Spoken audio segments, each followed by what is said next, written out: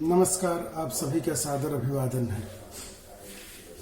Students for holistic development of humanity programme के तहत मैं हरीश कुमार पांडे इस YouTube कक्षा में आप लोगों का स्वागत करता हूँ। यह YouTube की कक्षा बीएड प्रथम वर्ष के विद्यार्थी के course 3 learning and teaching paper में उनकी अधिगम जिज्ञासा को बनाए रखेगी और उनकी सीखने की स्वाभाविक जिज्ञासा को सहायता प्रदान करेगी। वह विद्यार्थी जो निरंतर कुछ सीखना चाहते हैं, कुछ स्वाध्याय कर रहे हैं, इस कोविड-19 महामारी पे अपने घरों पर निरंतर अध्ययन कर रहे हैं और उनको किसी एक्स्ट्रा सहायता अगर उनको मिल जाए तो उनका सीखना पूरा हो सकता है। उन जिज्ञासुओं के लिए, उन अधिगमकर्ताओं के लिए यह वीडियो काफी सहायता प्रदान करेगी। हमेशा जीवन में कुछ नया होता रहता है और हम लोग नए नए परिवर्तनों को स्वीकार करते रहते हैं और यही जो परिवर्तन होता है, नए नए जो भी घटनाएं, परिघटनाएं, नए नए अनुभव, ये जो कुछ भी हमारे आदतों में, हमारे अनुभव में शामिल होता जाता है, वैसे वैसे हमारा अधिगम बढ़ता जाता है, हमारा ज्ञान में वृद्धि होती जाती है और हम परिपक्वता को प्राप्त करते जाते हैं।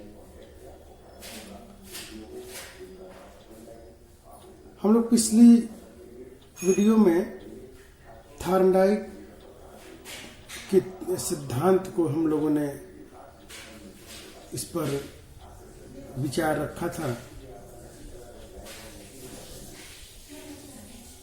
ट्रायल एंड एरर थ्योरी के नाम से भी जानते हैं इसको, SR बॉन्ड थ्योरी के भी नाम से जानते हैं इसको। थॉर्नडाइक एक अमेरिकन मनोवैज्ञानिक हैं और इन्होंने सिर्फ अधिगम के ही सिद्धांत नहीं दिए, वरन इन्होंने बुद्धि का भी सिद्धांत दिया है। लगभग सभी मनोवैज्ञानिकों के साथ इन्होंने काम किया है। वाटसन हो, बिने हो, इन सभी मनोवैज्ञानिकों के साथ इन्होंने काम किया और सभी लोगों ने इनको और इनके प्रयोग को काफी सराहा है। थॉर्नडाइक के प्रयोग में हम लोगों ने देखा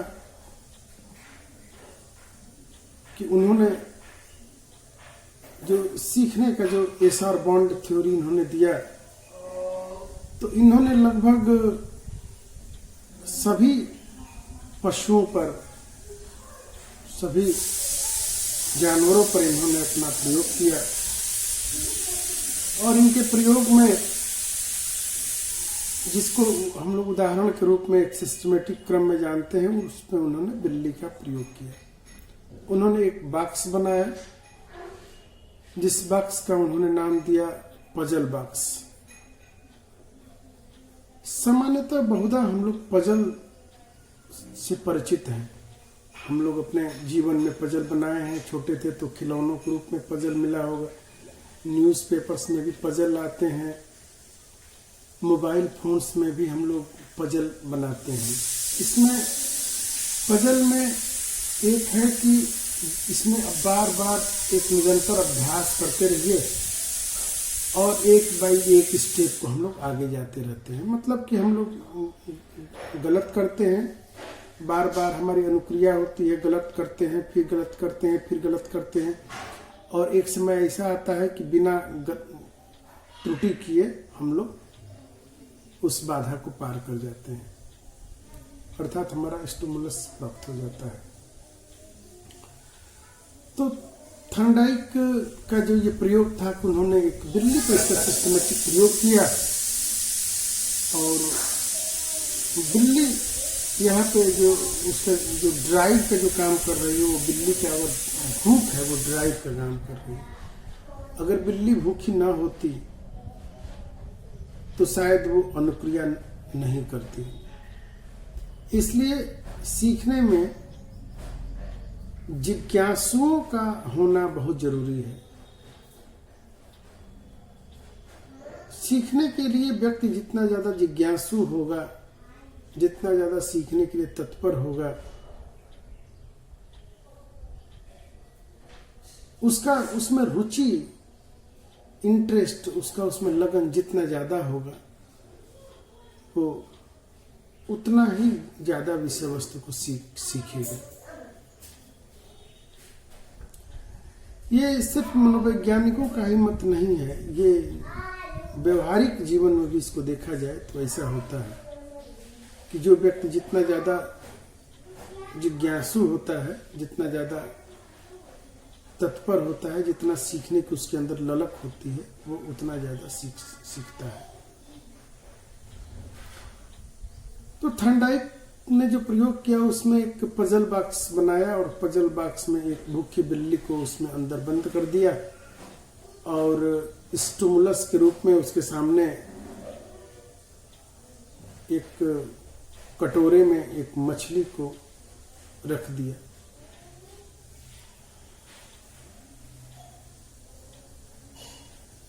अब उस प्रयोग में थॉर्नडाइक ऑब्जर्व कर रहे हैं कि बिल्ली चूंकि भूखी है, तो उसका जो प्रयास हो रहा है वो एक एक करके नोट करते जा रहे हैं। कभी बिल्ली कूदती है, कभी अपने पंजों को मारती है, कभी दरवाजे को नोचती है। ऐसे कई प्रकार की अनुक्रियाएं वो करती जा रही है, और उसको वो नोट करते जाते थे।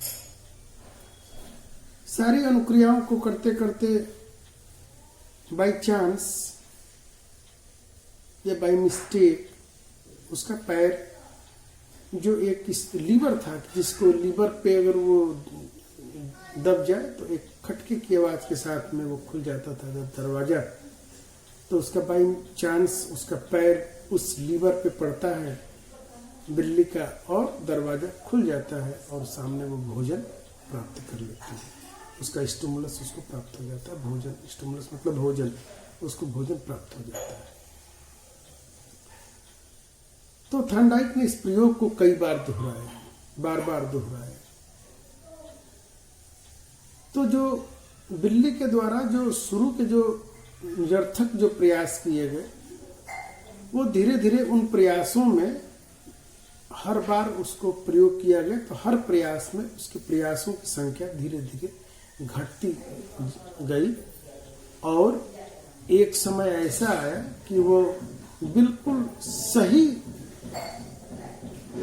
प्रतिक्रिया करना सीख गई। अर्थात जब भी उसको पिंजरे में बंद किया जाता था, वो इतना अभ्यस्त हो गई कि यहीं दबाना है, वहीं दबाती थी, दरवाजा खुलता था, भोजन प्राप्त करती थी, पिंजरे में आ जाती थी। अर्थात बार बार अनुक्रिया करते करते वो अभ्यस्त हो गई, उसको आदत हो गई, और वो इस बात को सीख गई कि हमें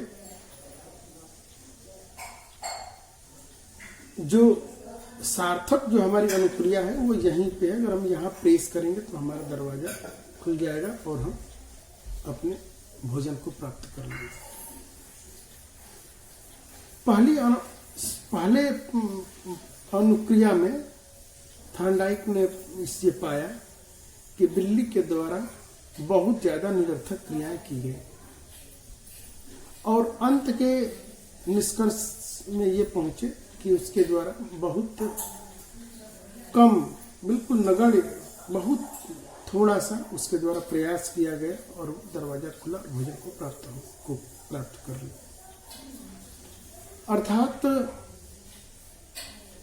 जब हम किसी कार्य को स्टार्ट करते हैं तो शुरू में हमारे द्वारा ज़्यादा प्रतिक्रियाएं होती हैं। जैसे मैथमेटिक्स सब्जेक्ट है, तो मैथमेटिक्स सब्जेक्ट में हम जब कोई अपना सवाल हल करते हैं तो शुरू में कुछ ज़्यादा ही उसको अभ्यास करना पड़ता है। कई बार वो सवाल सही नहीं होता है।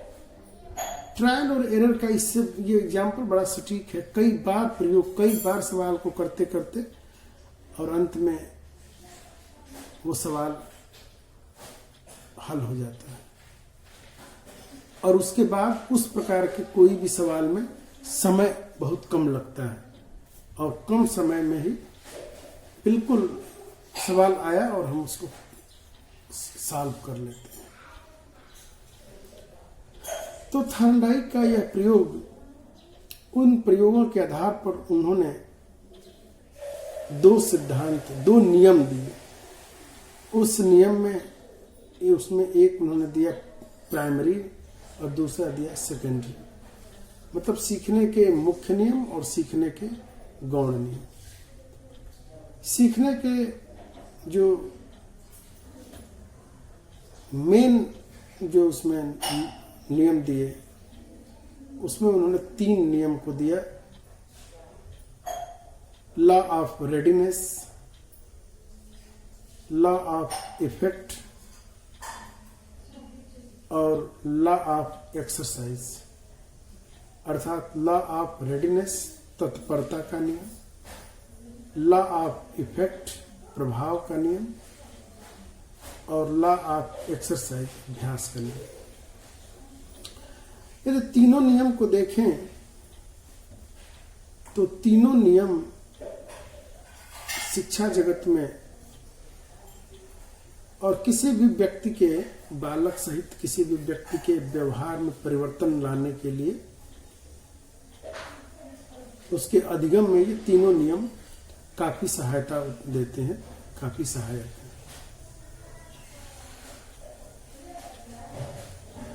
लॉ ऑफ रेडीनेस, तत्परता का नियम।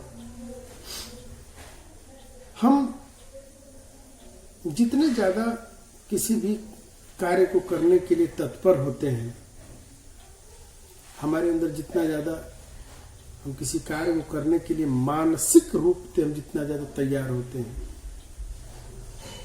वो काम उतना ज्यादा अच्छे तरीके से हम सीखते हैं, कम समय में सीखते हैं, प्रभाव के साथ सीखते हैं और सीख जाते हैं। यदि हम मानसिक रूप से तैयार नहीं हैं तो चाहे वो कितना भी दबाव दिया जाए, चाहे कितना भी प्रभाव किया जाए, वो कार्य, वो व्यक्ति नहीं सीख सकता। तो सीखने के लिए पहला नियम है कि व्यक्ति को तत्पर होना पड़ेगा। व्यक्ति जितना ज्यादा तत्पर होगा वो उतना ज्यादा सीख पाएगा। तो थॉर्नडाइक ने जो पहले नियम में जो बताया कि तत्परता का, उन्होंने कहा कि तत्परता का अर्थ है सीखने के लिए मानसिक रूप से तैयार रहना।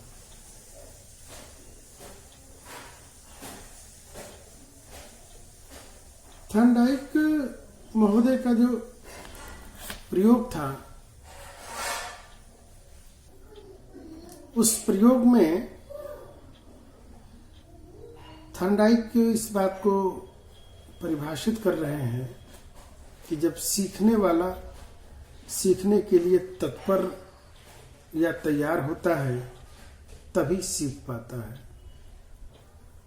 इस प्रकार तत्परता काम आरंभ करने के पहले की मानसिक रूप से तैयार होने की स्थिति है।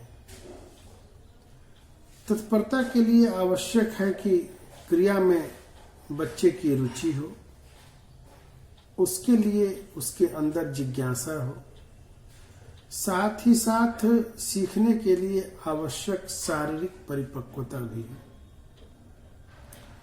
शिक्षक को पाठ आरंभ करने के पहले छात्रों को पढ़ने के लिए तत्पर बना लेना चाहिए। बीएड एक ट्रेनिंग प्रोग्राम है जिसमें प्रशिक्षण द्वारा भावी शिक्षक का निर्माण किया जाता है।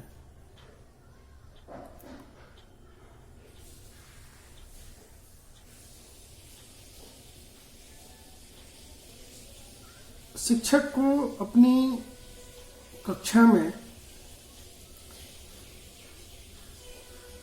जैसे जाने से पूर्व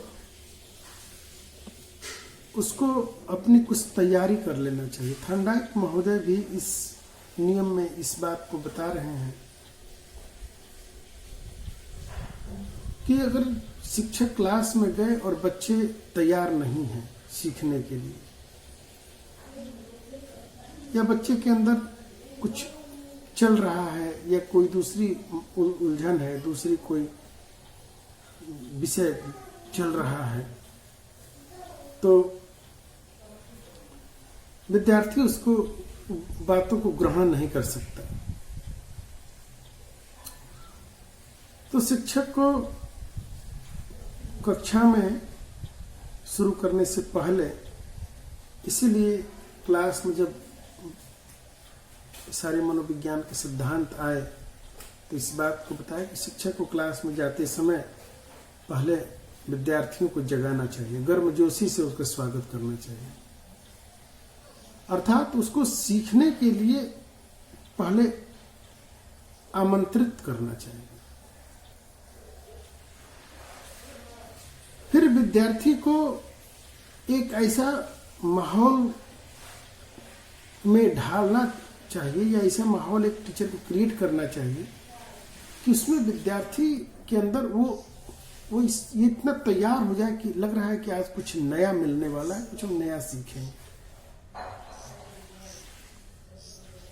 तो विद्यार्थी जब इंटरेस्ट तत्पर हो जाएगा तो उसके अंदर से जब इंटरेस्ट आ जाएगा, तो जब किसी व्यक्ति को भूख लगी होती है तो कहते हैं कि सूखी रोटी भी बहुत टेस्टी और अच्छी लगती है।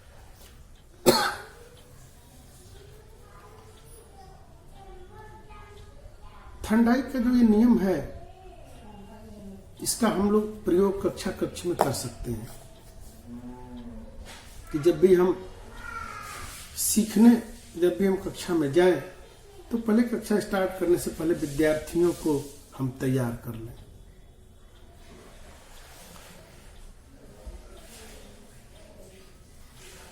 दूसरा है अभ्यास का नियम।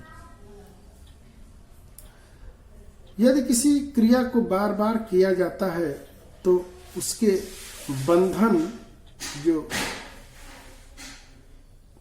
कनेक्शन है, वो दृढ़ हो जाता है।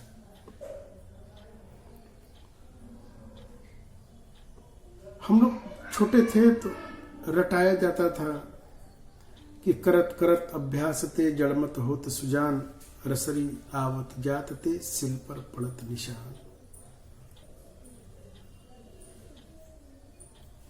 घड़ा मिट्टी का होता है और जो उसका जो घट होता है, जो कुआं जो रजत का जो बना होता है, वो पत्थर का होता है, सीमेंट बालू से बना होता है, पत्थर का होता है। लेकिन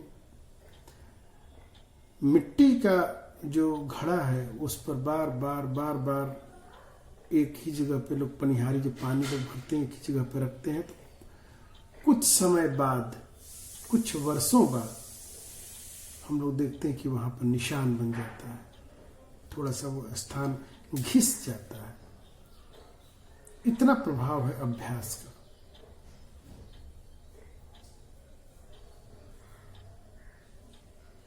जीवन में हर व्यक्ति के अंदर जो भी व्यक्ति अपने क्षेत्रों में आगे हैं वो अभ्यास के ही द्वारा है। आप अपने घरों में जब भी कोई भी काम करवाते हैं तो पहले इस बात को देखते हैं कि वो जो मैकेनिक है, जो इंजीनियर है, जो मिस्त्री है, वो कितना अभ्यस्त है। स्वास्थ्य में भी होता है तो हम लोग इस बात को उसी डॉक्टर के पास जाते हैं जो डॉक्टर काफी अभ्यस्त होता है। हम लोग जब दवा खरीदते हैं तो दवा के ऊपर भी लिखा रहता है कि यह दवा वही डॉक्टर इसको प्रिस्क्राइब करें जो निरंतर मेडिकल प्रैक्टिशनर है, अभ्यस्त है। क्योंकि जो व्यक्ति जितना ज्यादा कार्य करने में अभ्यस्त होता है उसके कार्यों में त्रुटियों की संभावनाएं कम होती हैं और काम में परफेक्शन मिलता है। इसलिए थांडाई का जो अभ्यास का जो नियम है वो काफी प्रभावशाली है।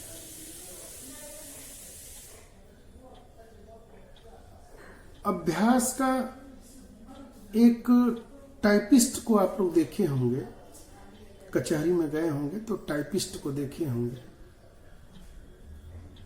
टाइपिस्ट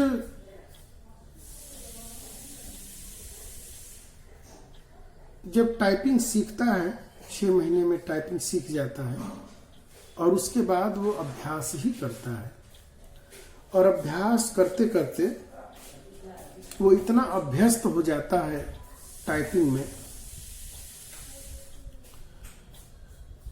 कि वो पेज को देखता है और वो अपना उसके हाथ जो है वो चलता रहता है। आप कभी देखे होंगे कि वो बात भी करता है। आप जब टाइप कराए होंगे तो वो बात भी कर रहा है आपसे और वो टाइप कर रहा है। हमें आपको लगता है कि कहीं हमारा टाइपिंग गलत ना हो जाए क्योंकि महत्वपूर्ण हमारा टाइपिंग है, लेकिन उससे गलतियां त्रुटियां न के बराबर होती हैं। कारण वही है कि वो क्रिया को इतनी बार दोहराया है, वो क्रिया को इतनी बार दोहरा दिया है कि उसमें त्रुटि की संभावना बहुत कम हो जाती है, नगण्य हो जाती है। हम जब पहली बार कक्षाओं में टीचिंग करने के लिए गए होंगे या जब जाएंगे तो पहली बार में ही आप इतने अभ्यस्त नहीं हुए होंगे।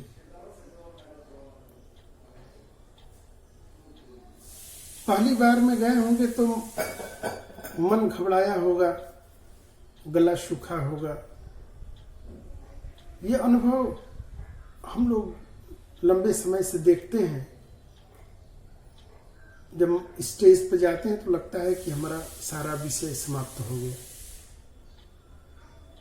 लेकिन बार बार अगर हम अभ्यास करते हैं, बार बार हम उसको अभ्यास करते हैं तो एक समय ऐसा आता है कि जितने भी जो बैरियर्स होते हैं वो समाप्त हो जाते हैं और हम अभ्यस्त हो जाते हैं। तो जो अभ्यास का जो नियम है, जिस कार्य का अभ्यास बार बार किया जाता है वह सरलता पूर्वक सुगम होता जाता है। लेकिन यदि अभ्यास न किया जाए तो ये बंधन धीरे धीरे क्षीण होकर समाप्त हो जाते हैं। अभ्यास से सीखी जाने वाली क्रिया का फिक्सेशन हो जाता है। स्थिरीकरण का तात्पर्य है, फिक्सेशन का तात्पर्य है कि उसी परिस्थिति के उत्पन्न होने पर उसी क्रिया के उत्पन्न होने की संभावना अधिक होती है। बार बार अभ्यास से मांसपेशियों तथा मस्तिष्क के स्नायु तंत्र उस क्रिया को करने में अभ्यस्त हो जाते हैं और फिर प्राणी उस क्रिया को यंत्रवत करने लगता है। यही अभ्यास का नियम है। अभ्यास का नियम, उपयोग करने का नियम लॉ ऑफ यूज और लॉ ऑफ डिस्प्यूज पर आधारित है। थॉर्नडाइक के इस सिद्धांत में law of exercise, law of practice में इसको भी इन्होंने दो भाग दिया कि उपयोग का नियम और अनुपयोग का नियम। जिस कार्य का अभ्यास बार बार किया जाता है वह सरलता पूर्वक जल्दी सीख लिया जाता है। उदाहरण के लिए कविता याद करने के लिए उसे बार बार दोहराना पड़ता है। साइकिल चलाने के लिए बार बार अभ्यास करना पड़ता है। अभ्यास और उपयोग करने से इन्हें सीखा जा सकता है। बिल्कुल सही बात है। हम जब छोटी कक्षाओं में थे तो इस नियम का बहुत ज्यादा प्रयोग किया गया। बालक को शुरू में जब हम लोग गए थे पढ़ने के लिए तो कविताओं को बहुत ज्यादा याद कराया जाता था, और जब हम उसको अब बार बार रोज घर पर टीचर रोज एक ही काम था और हमको लगता था कि हमको अभ्यास, हमको तो याद हो गया, अब हम नहीं भूलेंगे। लेकिन क्या वो कविता आपने अपने जीवन में कितनी कविताएं पढ़ी होंगी, क्या आज वो याद है? शायद एक दो याद होगा, बाकी हम भूल गए होंगे। तभी तो हम लोग कहते हैं कि भाई अब ये छोड़े हुए 1 साल हो गया, 2 साल हो गया, 3 साल हो गया, या आज ही के छोड़े हुए हमें 1 दशक हो गया। इसका मतलब कि अब हम पहले पारंगत थे, अभ्यास समाप्त होने पर वह लुप्त हो गया, हम उसको भूल गए। इसीलिए विद्यार्थी को हमेशा चाहिए कि वो अभ्यास करता रहे, निरंतर अभ्यास करता रहे। अभ्यास करने से विषय वस्तु स्थायी हो जाता है। हम जब छोटी कक्षाओं में थे तो इसीलिए टीचर सबसे ज्यादा सारी विषय वस्तु रटाई जाती थी, और शायद वही है आज जो भी शब्दकोश का जो विकास हुआ है, वो शब्दकोश हमारे बचपन के रटे हुए शब्दकोश हैं। बाद के तो हम अपने अनुभवों के आधार पर उसमें कुछ वृद्धि हो जाता है और उसका हम एक सफल प्रयोग करना सीख गए हैं तो प्रयोग कर लेते हैं। अन्यथा जो बचपन की जो रटी हुई बातें थी, शब्दकोश था, वो उसी का तो प्रयोग हो रहा है। इसलिए अभ्यास का बहुत जरूरी है। एक सफल टीचर भी वही है, एक आप देखे होंगे एक सफल क्रिकेटर वही है, एक सफल वकील वही है।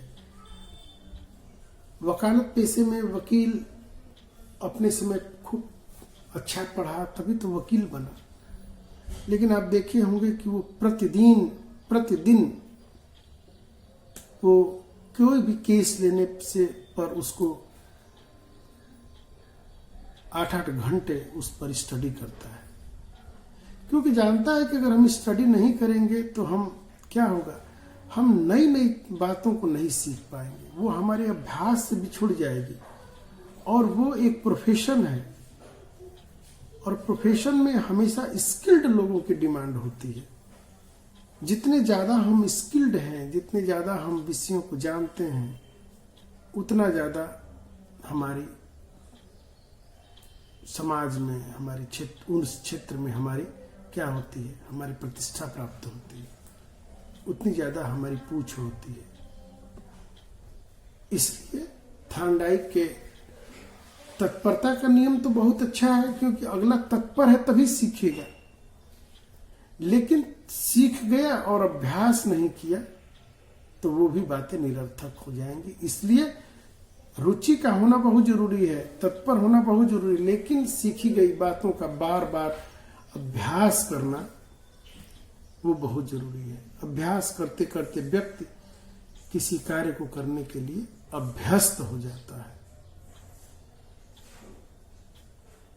हम लोगों का हाथ कभी किसी दूसरे के मुख में गया क्या? अपने ही मुख में जाता है। क्यों?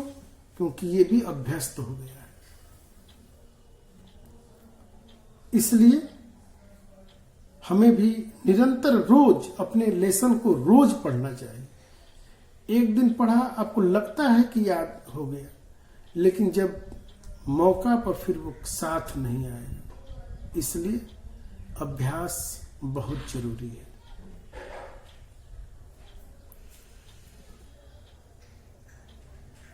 तो थॉर्नडाइक ने भी इसके भी दो सिद्धांत दिए, एक उपयोग और एक अनुपयोग। मतलब जो बातें हमारे जीवन में उपयोगिता रहती है या उसकी हमें जीवन में आवश्यकता है या उसका उपयोगिता कहीं दिख रहा है, तो वो चीज ही हम सीखते हैं। और जिन चीजों की जो किसी वस्तु को पाने के लिए हमने जो प्रयास किया, तो हम उन्हीं प्रयासों को याद रखते हैं जिन प्रयासों से हमने अपने अभिष्ट को प्राप्त किया था। और जितने भी गलत अभ्यास हो उसको भी तो हमने किया, लेकिन जो गलत अभ्यास हमने किया उसको हम लोग छोड़ देते हैं। क्यों? क्योंकि वो अनुपयोगी है। तो जो उपयोगी विचार है, जो उपयोगी सीख है, हम उसको याद करते हैं, और जो अनुपयोगी होता है हम उसको क्या करते हैं, हम उसको छोड़ देते हैं। तो दूसरे अभ्यास के नियम में, लॉ ऑफ एक्सरसाइज में, हम लोग यूज और डिसयूज, हम लोग दो बातों को सीखे कि जो उपयोग, जिसकी उपयोगिता है उसको हम लोग याद रखते हैं, सीखते हैं, और जो अनुपयोगी व्यवहार होता है हम उसे छोड़ देते हैं। तीसरा है प्रभाव का नियम। प्रभाव के नियम को स्पष्ट करते हुए थॉर्नडाइक महोदय ने बताया कि किसी भी परिस्थिति के प्रति प्रकट की गई अनुक्रियाओं में से प्राणी उन अनुक्रियाओं को अपना लेता है जिससे उसकी आवश्यकताओं को पूर्ति होती है, तथा उन अनुक्रियाओं को छोड़ देता है जिससे उसकी आवश्यकताओं की पूर्ति नहीं होती है। दूसरे शब्दों में हम कह सकते हैं कि प्राणी संतोष प्रदान करने वाली अनुक्रियाओं को अपना लेता है और असंतोष प्रदान करने वाली क्रियाओं को त्याग देता है। और जीवन में हम, ये सही बात है, हम उसी क्रियाओं को बार बार करते हैं या करना चाहते हैं जिससे हमें सुख की अनुभूति होती है। किसी कार्य को करने से यदि हमें सुख की अनुभूति नहीं होती है, तकलीफ या पीड़ा होती है, उस कार्य को हम लोग नहीं दोहराते हैं, छोड़ देते हैं। और जिस कार्य को करने से हमें सुख की प्राप्ति होती है, हम लोग उसी काम को अपने जीवन में दोहराते हैं। इस नियम को शिक्षा जगत में काफी उपयोग में लाया गया। पुरस्कार देने की जो व्यवस्था हुई और थोड़ा बहुत जो दंड की जो बात होती है, पनिशमेंट की जो बात है, इस नियम को बहुत ज्यादा शिक्षा जगत में जोड़ा गया। आजकल आप देखेंगे कि पब्लिक स्कूलों में हर बात पर कुछ न कुछ पुरस्कार दिए जाते हैं। और पुरस्कार के भी क्षेत्र, पहले तो समयों में कोई पूरे कॉलेज में एक दो लोग ही किसी को पुरस्कार मिलता था। आजकल तो देखिए पुरस्कारों की भरमार है, हर फील्ड में पुरस्कार हो गए। अरे कुछ भी नहीं हुआ तो डेली क्लास जाने वाले 100% वाले को अटेंडेंस जिनकी है उनको अवार्ड दिए जाते हैं। कोई को गाने में, कोई चिंता की, इसमें यह प्रयास किया गया है कि प्रत्येक बालक को अपने अपने क्षेत्र में प्रतिभा अगर वो दिखाए और प्रत्येक बालक को किसी न किसी पुरस्कार देना है। इसकी आलोचना भी है, लेकिन अगर इसको देखें तो थॉर्नडाइक का जो अब इसका नियम है, प्रभाव का नियम, वो नियम यहाँ पे काम कर रहा है कि अगर यदि बालक को देखिए, पहले जमाने में लोग स्कूल छोड़ देते थे, बहुत ज्यादा पढ़े लिखे लोग नहीं मिलते थे। यही कारण था, पनिशमेंट ज्यादा मिलता था, रिवार्ड ही नहीं मिलता था, कोई प्रोत्साहन देने वाला नहीं था। हमारे लिए कोई वैसा प्रभावी उद्दीपक नहीं था, या कोई उसका लक्ष्य ही नहीं होता था। क्षेत्र भी कम थे। आज तो हर क्षेत्र में लोगों की जरूरत है, स्किल्ड लोगों की। पहले जमाने में क्षेत्र ही कम था, कृषि क्षेत्र था, गिने चुने उसमें कार्य होते थे, इनोवेशन था ही नहीं। तो जब बच्चे को जब उसको पुरस्कार मिलता है तो उसके अंदर वो फिर विद्यालय छोड़ के नहीं भागेगा, उसके अंदर एक और प्रवृत्ति बढ़ेगी।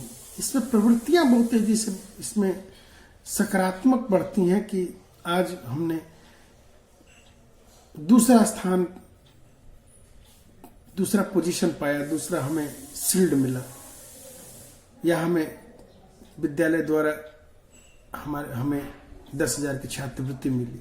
तो विद्यार्थी अगले साल और प्रयास करता है।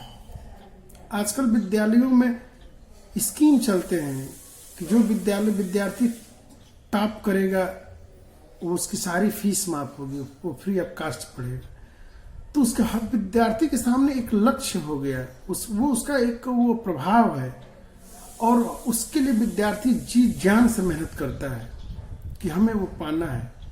हम पहले जमानों में पढ़ते थे कि कई भारत सरकार की स्कीम होते थे विदेशों में जाने के लिए, जो फेलोशिप मिला करते थे। सीटें सीमित होती थी, पूरे लोग मेहनत करते थे और उस प्रयास करते थे कि उसको हम लोग पा जाए। जैसे आज भी यूजीसी जो कई फेलोशिप परीक्षाएं कराती हैं, तो उसमें भी आज भी देखिए जो लोग नेट की एग्जाम देते हैं वो जानते हैं कि उसमें जीआरएफ होता है। विद्यार्थी प्रयास करता है कि हम जीआरएफ को प्राप्त कर लें, तो उसके सामने एक लक्ष्य दिख रहा है, और जब लक्ष्य दिखता है तो व्यक्ति उसमें उसके क्या है, सकारात्मक है, उसको उसमें सुख प्राप्त होगा, उसमें उसको वो मेहनत करेगा, क्योंकि वो जानता है कि अगर मैं इतना मेहनत करके अगर मैं जीआरएफ पा गया तो हमें हर महीने 39-40 हजार रुपये महीने मिलेंगे, और हमारी शिक्षा के लिए अब मैं परिवार पे भार नहीं रहूंगा, बोझ नहीं रहूंगा। तो इसकी शिक्षा जगत में बहुत उपयोगिता है पुरस्कार की, रिवार्ड देने की। तो इस प्रकार थार्नडाइक ने 3 नियम दिए कि तत्परता का नियम, प्रभाव का नियम और अभ्यास का नियम। इसी बात पर बोरिंग महोदय ने थार्नडाइक के इस नियम पर, प्रभाव के नियम को बहुत ही सुंदर रीति से इस प्रकार लिखा है कि जितना बड़ा पुरस्कार उतनी बड़ी प्रेरणा, तथा जितनी बड़ी प्रेरणा उतना ही सुनिश्चित और तीव्र अधिगम। इसको याद आप लोग कर लेंगे, ये बात बिल्कुल बहुत अच्छी बात है। बोरिंग महोदय कह रहे हैं, बोरिंग महोदय, हम लोग पढ़ते पढ़ते बोर हो जाते हैं, लेकिन बोरिंग महोदय बोर नहीं हो रहे हैं, बहुत अच्छी अच्छी बात कर रहे हैं। कह रहे हैं कि जितना बड़ा पुरस्कार, अगर किसी बच्चे को 100 रुपया के लिए छात्रवृत्ति मिले तो कौन मेहनत करेगा, 100 रुपये के लिए क्या मेहनत करे। लेकिन यूजीसी हम लोग जीआरएफ प्राप्त कर जाएंगे तो 39,000 रुपये मिलेंगे पर मंथ। अब एक बहुत बड़ा लक्ष्य है और बहुत बड़ा पुरस्कार भी है। तो जितना बड़ा पुरस्कार उतनी बड़ी प्रेरणा, वहां से वो पुरस्कार क्या है, वो मोटिव का काम कर रही है, ड्राइव विद्यार्थी है उसको पाने के लिए, पुरस्कार उसको मोटिव कर रही है, और उससे उसको प्रेरणा भी मिल रही है, वो मोटिवेट भी हो रहा है कि भैया अगर हम जीआरएफ पास कर गए तो 40,000 रुपये हमको छात्रवृत्ति मिलने लगेगी, हम आगे और अपनी पढ़ाई को जारी कर सकते हैं और ऊंची डिग्री ले सकते हैं, बड़े पदों पे जा सकते हैं, अपनी प्रतिभा को और ज़्यादा दिखा सकते हैं, देश के लिए उपयोगी हो सकते हैं। तो जितनी बड़ा पुरस्कार उतनी बड़ी प्रेरणा, और जितनी बड़ी प्रेरणा उतना ही सुनिश्चित और तीव्र अधिगम। हम लोग के सामने भी है कि अगर बीएड कर लेंगे और एक पात्रता परीक्षा उत्तीर्ण कर लेंगे सीटेट, तो हम लोग की भी प्राइमरी में, जूनियर में नौकरी सुनिश्चित हो जाएगी। उसी प्रभाव से हम लोग बीएड कर रहे हैं और थार्नडाइक की थ्योरी को सीख रहे हैं। 3 थ्योरी इन्होंने थार्नडाइक ने दिया था, लेकिन कुछ किताबों में एक नियम और है जो बहुत ज़्यादा प्रभावी नहीं हुआ, उन्हीं में से वो नियम समाहित है। लेकिन एक नियम और भी है, वो नियम है तादात्म्यकरण का नियम। इसको बोलते हैं तदयत्व का नियम, law of belongingness, law of belongingness. अधिगम के नियम के रूप में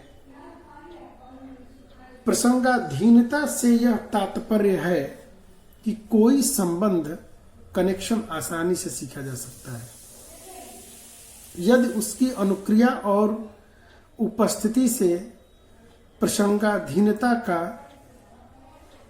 तदयत्व मतलब बिलोंगिंगनेस हो।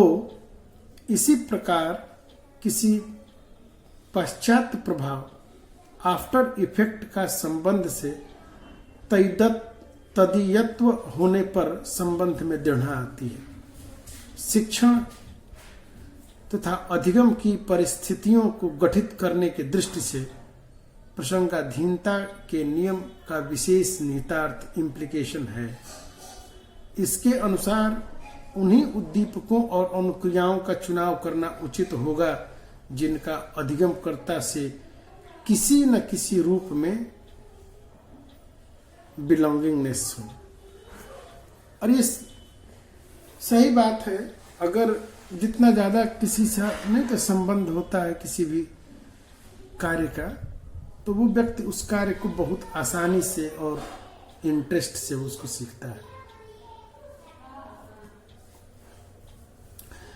इसी में एक और, अगर कुछ अन्य किताबों में आप देखेंगे अन्य विद्वानों ने उस पर अपना अपना मत किया। एक और आगे कि प्रभाव विस्तार का नियम, law of spread of effect. सन 1932 में प्रभाव के नियम के संबंध में अपने प्रयोगों के आधार पर थांडाइक ने एक नए नियम प्रभाव विस्तार का प्रयोग का पता लगाया। इस नियम के अनुसार पुरस्कार केवल उद्दीपक अनुक्रिया संबंध को मजबूत नहीं बनाता जिसके साथ वह जुड़ा है, अपितु ऐसे संबंधों, कनेक्शंस को भी मजबूत बनाता है जो पुरस्कार अनुक्रिया के पहले या बाद में घटित होते हैं। प्रभाव के विस्तार का नियम इतना प्रबल होता है कि पुरस्कृत अनुक्रिया के आसपास दंडित संबंध भी दृढ़ हो जाते हैं। तो 3 नियम थे, थोड़ा स्टडी करते करते 2 और नियम मिल गए। मैंने पांचों जो प्राइमरी के जो 5 नियम है मैंने आपको बताया। अब थांडाइक के जो सेकेंडरी नियम थे, उन सेकेंडरी नियमों में 5 उसमें भी नियम है, उसको भी हम लोग एक एक क्रम से हम लोग उसको व्याख्या में देखेंगे कि क्या होता है। तो थांडाइक के जो सेकेंडरी लॉज हैं, उस लॉज में 5 उसके भाग हैं। उसमें 5 भाग में है, पहला है बहु अनुक्रिया का नियम, लॉ ऑफ मल्टीपल रिस्पॉन्स। इस नियम के अनुसार जब एक अनुक्रिया संतोष प्रदान करने में असफल हो जाती है तो वह दूसरी नई अनुक्रिया को जन्म देती है।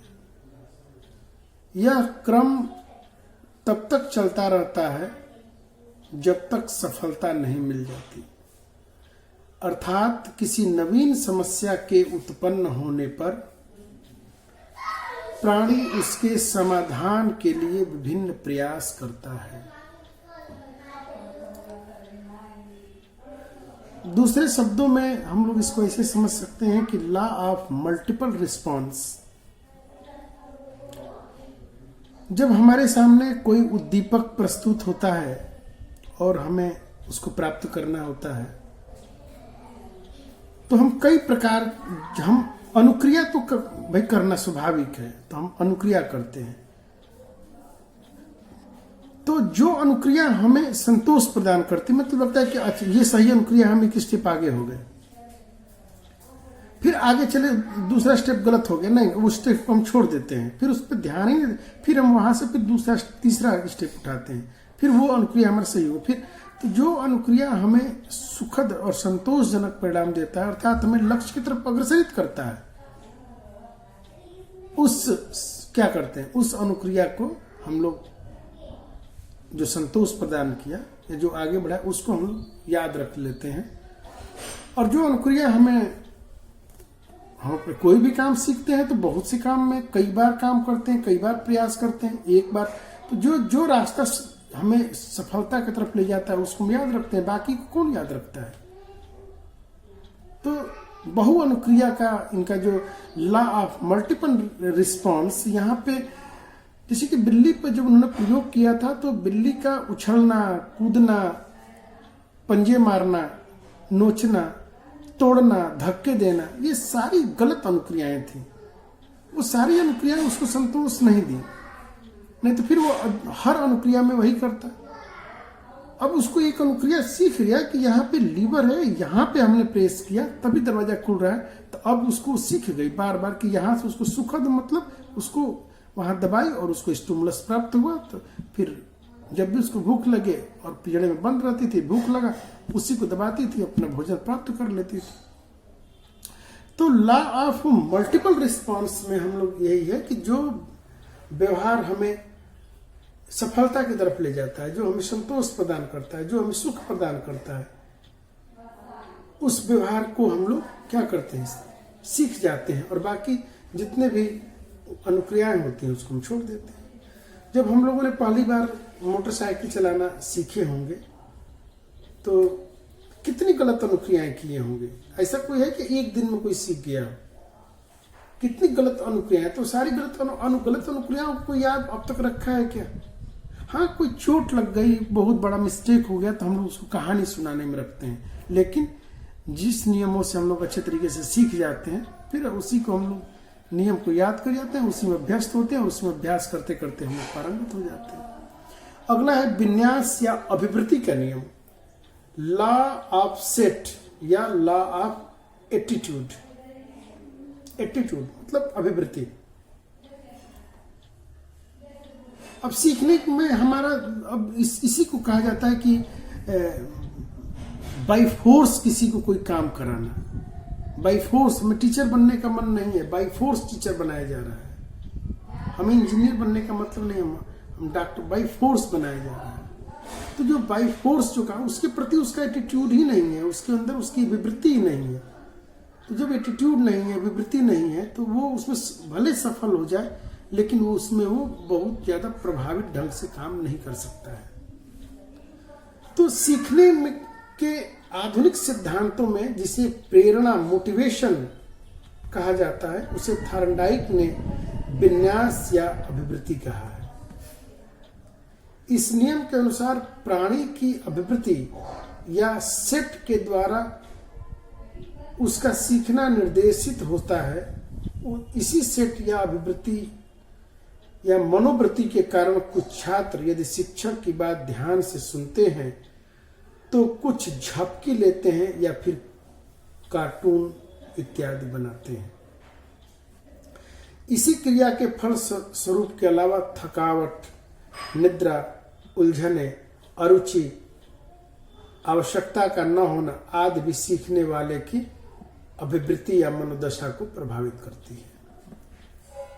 एक ही क्लास में एक ही शिक्षक के द्वारा पढ़ाए जाने वाले विषय को कुछ विद्यार्थी कंठस्थ कर जाते हैं और कुछ विद्यार्थी नहीं सीख पाते हैं, या एक ही कक्षा में एक ही शिक्षक के द्वारा पढ़ाए गए विषयों पर कुछ विद्यार्थी प्रथम श्रेणी से उत्तीर्ण होते हैं और कुछ विद्यार्थी फेल हो जाते हैं।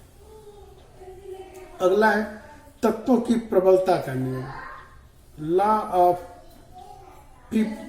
Prepotency of elements. यह चयनात्मक अनुक्रिया, सेलेक्टिव रिस्पॉन्स या आंशिक क्रिया, पार्शियल एक्टिविटी का नियम भी कहा जाता है। इस नियम के अनुसार किसी समस्या परिस्थिति में सीखने वाला कुछ पक्षों की ओर चयनात्मक अनुक्रिया व्यक्त करता है और कुछ पक्षों की उपेक्षित करता है। अपनी उपस्थिति के जिस अंगों के प्रति वह अनुक्रिया प्रकट करता है उन्हें प्रबल या शक्तिशाली तत्व की संज्ञा दी जाती है। इसके आधार पर ही प्राणी अनावश्यक अनुक्रियाओं का परित्याग करते हुए सही अनुक्रिया का चुनाव करता है। तो इस प्रकार हम लोग सेकेंडरी में 3 नियमों को हम लोग जान चुके हैं। अगला नियम है सादृश्य अनुक्रिया का नियम, law of response by analogy. यह एक प्रकार का स्थानांतरण सिद्धांत है। इसके फलस्वरूप या इसके अनुसार आत्मसातीकरण, एसिमिलेशन या सादृश्य एनालॉजी के आधार पर अनुक्रिया उत्पन्न होती है। इस नियम की प्रमुख मान्यता यह है कि प्राणी किसी नई परिस्थिति के प्रति प्रायः उसी प्रकार अनुक्रिया व्यक्त करता है जैसे कि वह उससे मिलती जुलती परिस्थितियों में करता रहा है। दूसरे शब्दों में स्थानांतरण, ट्रांसफर या सादृश्य अनुक्रिया, रिस्पॉन्स बाय एनालॉजी तभी करता है जबकि 2 अधिगम परिस्थितियों में उपस्थिति अंशों के मध्य समानता हो। बहुधा हम लोग इस बात को अपने दैनिक व्यवहार में देखे होंगे कि हम जब कोई व्यवहार करते हैं और जब कोई परिस्थिति बदलती है तो हम उसी प्रकार का ही, अगर उसी से मिलती जुलती परिस्थिति है तो हम लोग उसी प्रकार का व्यवहार करते हैं जैसा कि हमने अपने पहले व्यवहार में सीखा था। तो law of response by analogy इसी बात को बता रहा है। अगला है साहचर्य परिवर्तन का नियम, लॉ ऑफ एसोसिएटिव शिफ्टिंग। इस नियम के अनुसार एक उद्दीपक से संबंधित अनुक्रिया को दूसरे उद्दीपकों में साहचर्य के माध्यम से स्थानांतरित किया जा सकता है।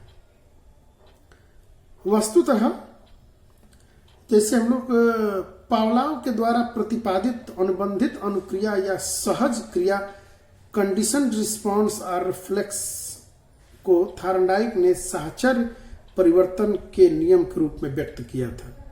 उदाहरण के लिए पावलोव के प्रयोग में कुत्ते को भोजन दिया जाता था और साथ में घंटी बजाई जाती थी। कुछ समय बाद घंटी की आवाज सुनकर कुत्ते के मुंह में लार आ जाता था। यह भी देखा गया कि कुछ दिनों के बाद कुत्ता उस बर्तन को देखते ही लार टपकाने लगता था जिस बर्तन में उसे पहले भोजन दिया जाता था। तो ये आपका लॉ ऑफ एसोसिएशन जो साहचर्य का है। बहुधा यदि कोई परिस्थिति से यदि हम दुखी होते हैं और जब पुनः वह परिस्थिति अगर उपस्थित होती है तो व्यक्ति पुनः दुखी हो जाता है, उसको ठेस पहुंचता है। तो ये भी एक प्रकार का एसोसिएशन ही है, साहचर्य। Educational implications of trial and error theory, इसका प्रयत्न और भूल के सिद्धांत का शैक्षिक महत्व या शैक्षिक निहितार्थ पर हम थोड़ा सा हम लोग प्रकाश डालेंगे और समझने का हम लोग प्रयास करेंगे कि इसका एजुकेशनल इम्प्लीकेशंस क्या है।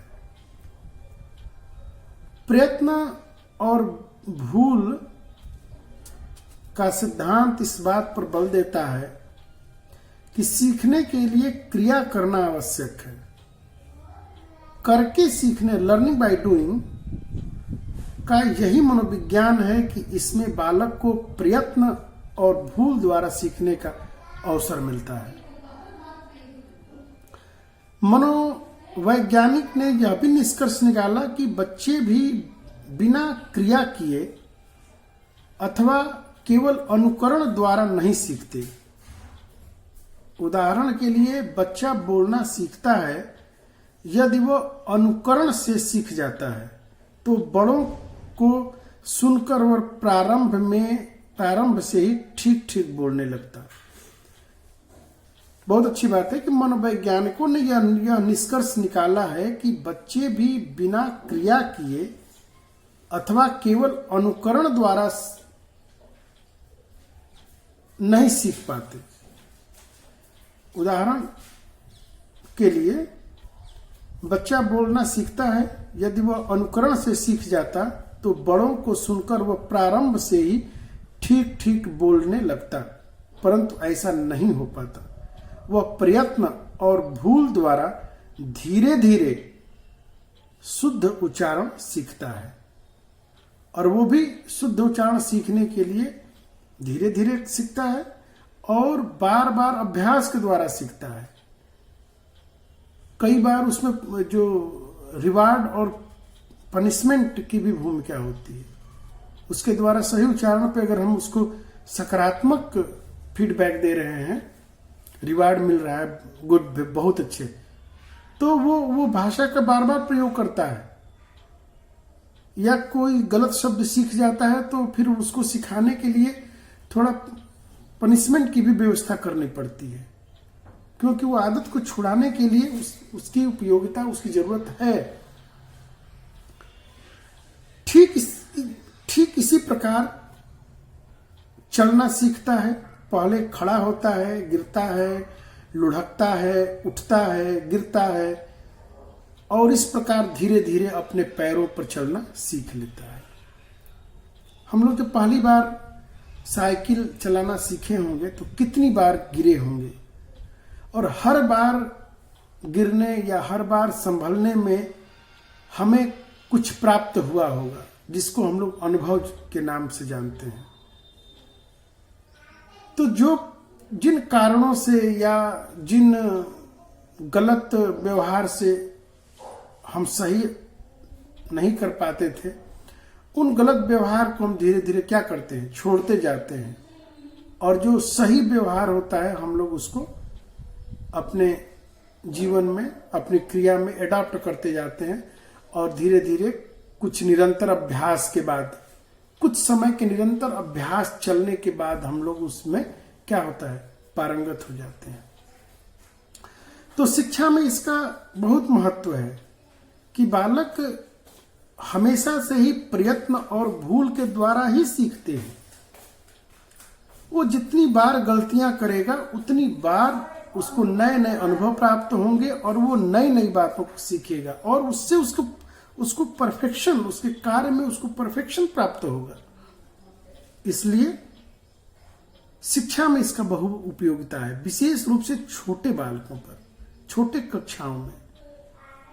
जितना ज्यादा बालक अभ्यास करता है, जितना ज्यादा प्रयत्न करता है, जितना ज्यादा वो त्रुटि करता है, उतना ज्यादा वो सीख जाता है, उतना ज्यादा अभ्यस्त हो जाता है, उतना ज्यादा उसके कार्य में निखार आती है।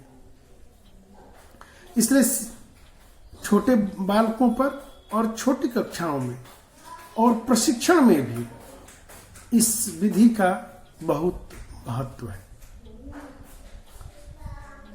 तो थॉर्नडाइक का हम लोगों ने 2 नियमों को जाना, एक प्राइमरी और एक सेकेंडरी। प्राइमरी में उन्होंने 3 नियम दिए: तत्परता का नियम, अभ्यास का नियम और प्रभाव का नियम। इसमें 2 और भी नियम उन्होंने दिए जिसको हम लोग लॉ ऑफ बिलोंगिंगनेस और law of spread of effect बात के प्रयोगों में उन्होंने दिया। और सेकेंडरी में 5 जो नियम है कि law of multiple response, law of set और attitude, law of prepotency of element, law of response by analogy और लॉ ऑफ एसोसिएटिव शिफ्टिंग। तो इस प्रकार हम लोगों ने थॉर्नडाइक के